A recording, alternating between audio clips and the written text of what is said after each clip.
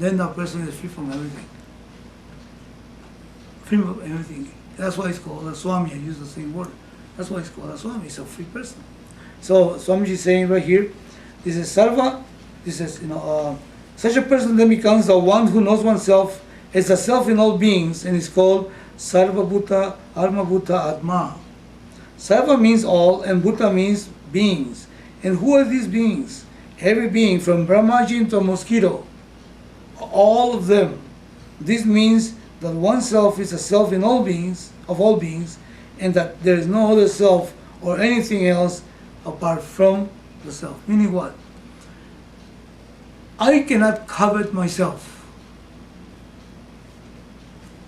If you understand the word covet. Mm-hmm.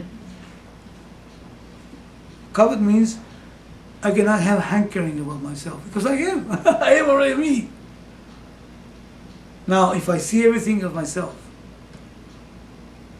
how can I have hankering of anything? That's freedom. But the person needs to discern that. This is called Viveka. And Viveka brings about Vairagya. Vairagya means free from raga. Is that right? Mm-hmm. Free from desire. And why would it be free from desire? Because how can I hanker myself? I can hanker for your nose, but not for mine. See the idea? It's beautiful, clear.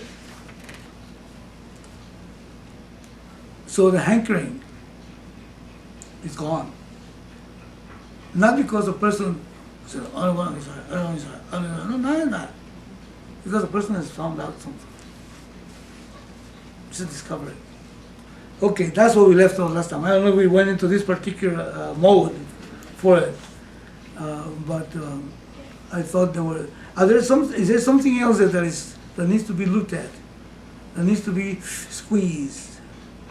Is there something else there that should be considered, or that maybe it's not clear, or you want to amplify on?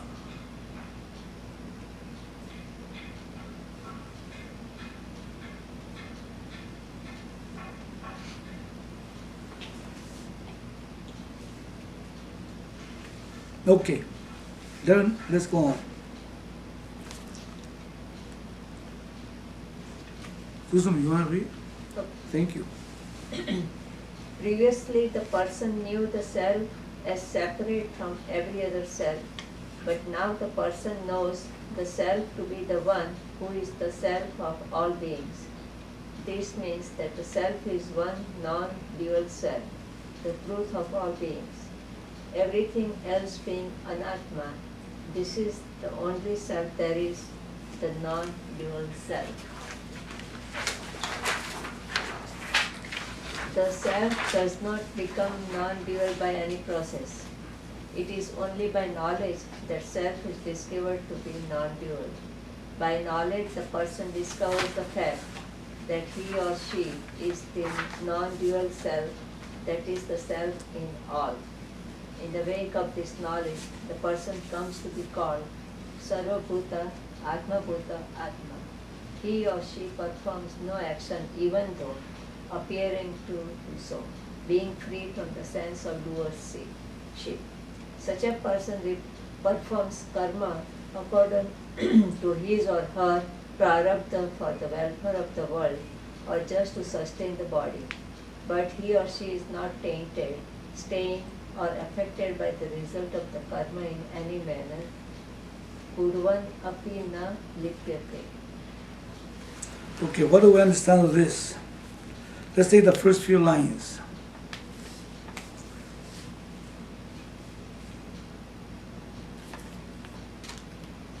Take the first sentence.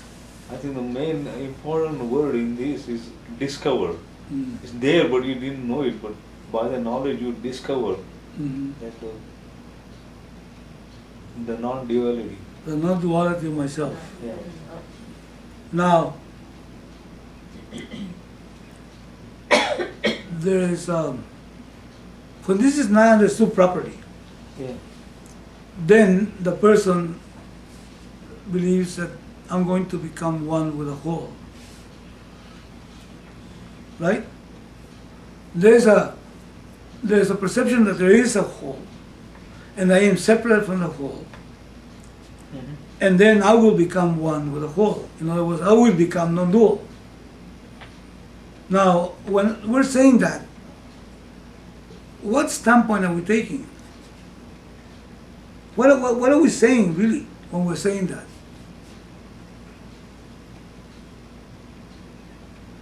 They're saying the duality. That's correct. We're giving credence to duality, isn't it? In other words, we're believing duality is a fact. And then there's also this other thing. Then I'm going to become one with the whole. To become means to somehow start doing something. And one day the consequence of my doing will then make me whole.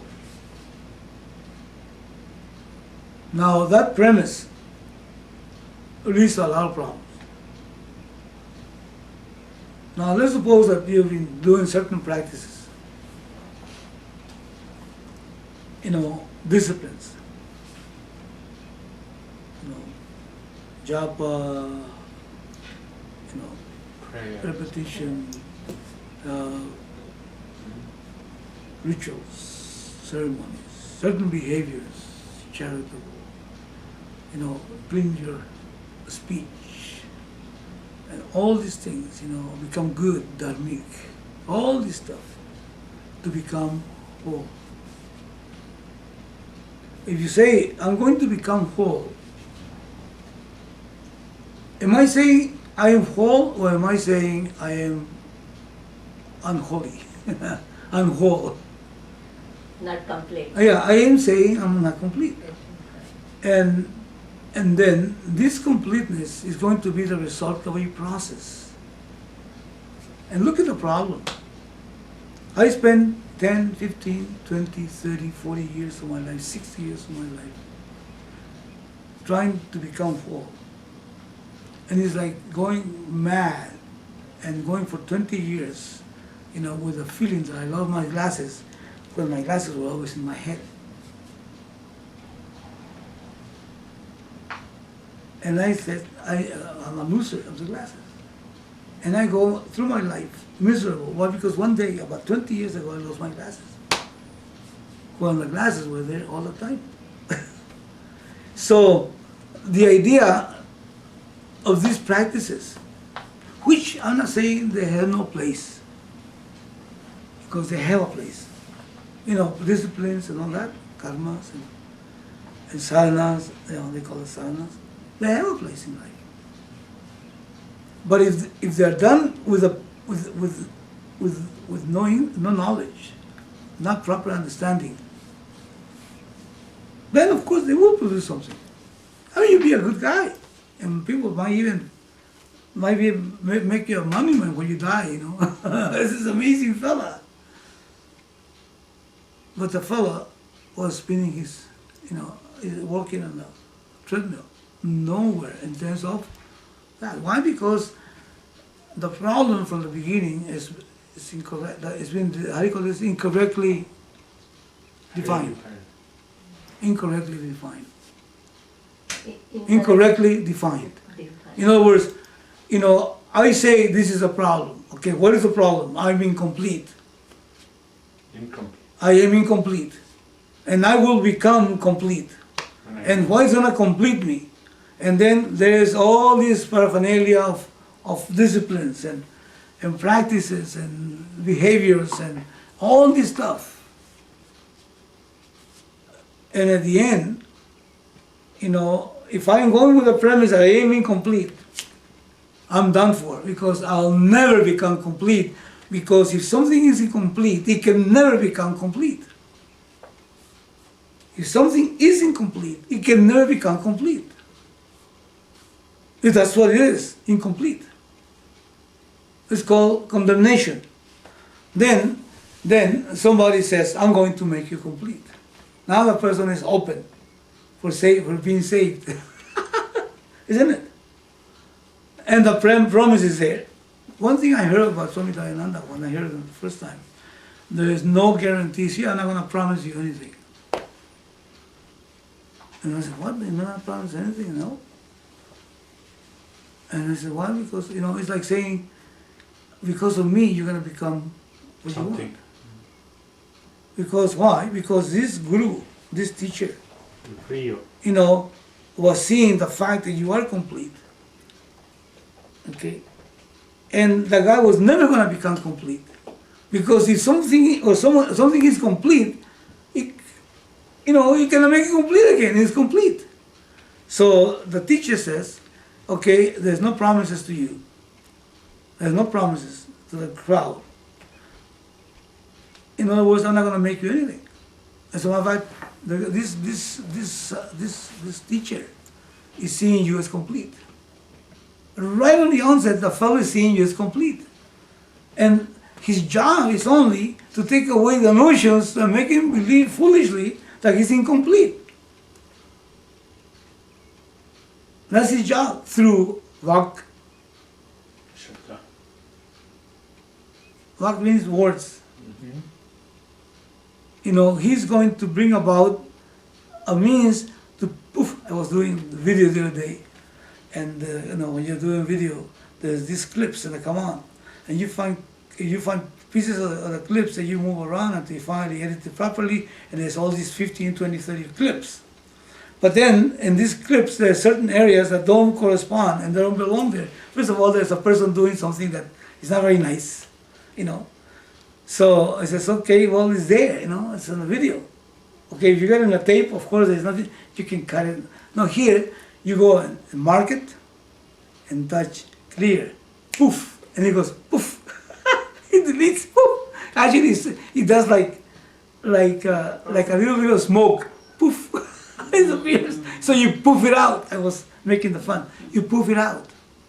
So the job of the guru, the job of the shastra, is to be able to poof out, hopefully, those foolish ideas, these notions of incompleteness.